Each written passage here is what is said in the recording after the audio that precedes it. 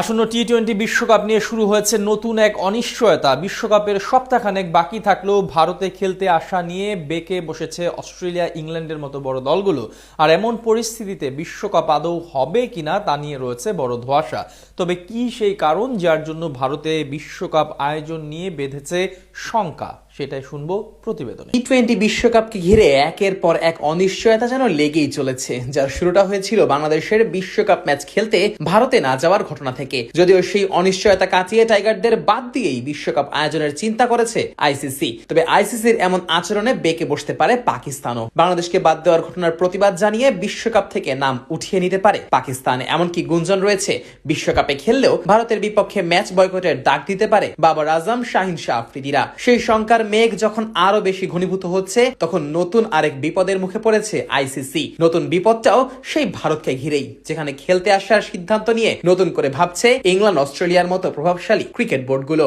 সম্প্রতি ভারত জুড়ে ছড়িয়ে পড়েছে নিপা ভাইরাস, আর এ নিয়ে উদ্বেগ তৈরি হয়েছে পুরো বিশ্বেই। এমন পরিস্থিতির কথা সামনে আসার পর থেকেই আন্তর্জাতিক মহলে ব্যাপক আলোড়ন সৃষ্টি করেছে এবং এশিয়ার বিভিন্ন দেশে এ নিয়ে জারি হয়েছে সতর্কবার্তাও। এমনকি বিভিন্ন আন্তর্জাতিক এয়ারপোর্টে চালু করা হয়েছে আলাদা স্ক্রিনিং ব্যবস্থাও। ভারতের মতো এমন জনবহুল দেশে এমন সংক্রমণের প্রাদুর্ভাব বেড়ে যাওয়ায় ক্রমেই দুশ্চিন্তা বাড়ছে জনমহলে।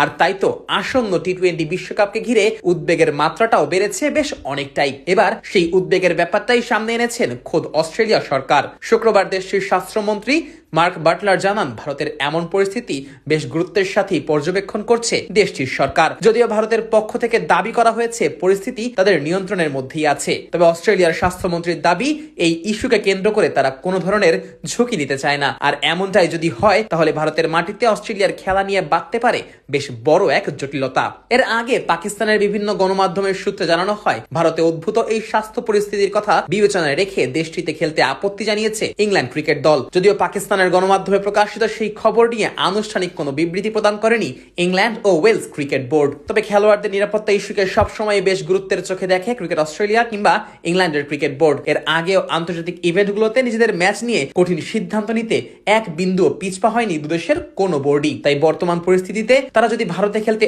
অস্বীকৃতি জানায়, তাহলে তাতে অবাক হওয়ার কিছুই থাকবে না। আর এর প্রভাবটা সরাসরি গিয়ে পড়বে আইসিসি ও বিসিসিআই এর উপর। কেননা ইসিবি ও ক্রিকেট অস্ট্রেলিয়া যদি শেষ পর্যন্ত খেলোয়াড়দের স্বাস্থ্য ঝুঁকির কথা বিবেচনায় রেখে কঠিন সিদ্ধান্ত নিয়ে নেয়, তাহলে বিশ্বকাপ আয়োজন নিয়েও বিপাকে পড়ে যাবে আইসিসি। সেক্ষেত্রে মাত্র সপ্তাহখানেকের ব্যবধানে ম্যাচ ভেন্যু বদলের সুযোগ থাকবে না ক্রিকেটের সর্বোচ্চ নিয়ন্ত্রক এই সংস্থার কাছে। আর তাতে করে বিশ্বকাপের খেলা আদৌ মাঠে গড়াবে কিনা সেটা নিয়েও তৈরি হতে পারে আশঙ্কা। যার শুরুটা হয়েছিল বাংলাদেশের বিশ্বকাপ ম্যাচ খেলতে ভারতে না যাওয়ার ঘটনা থেকে।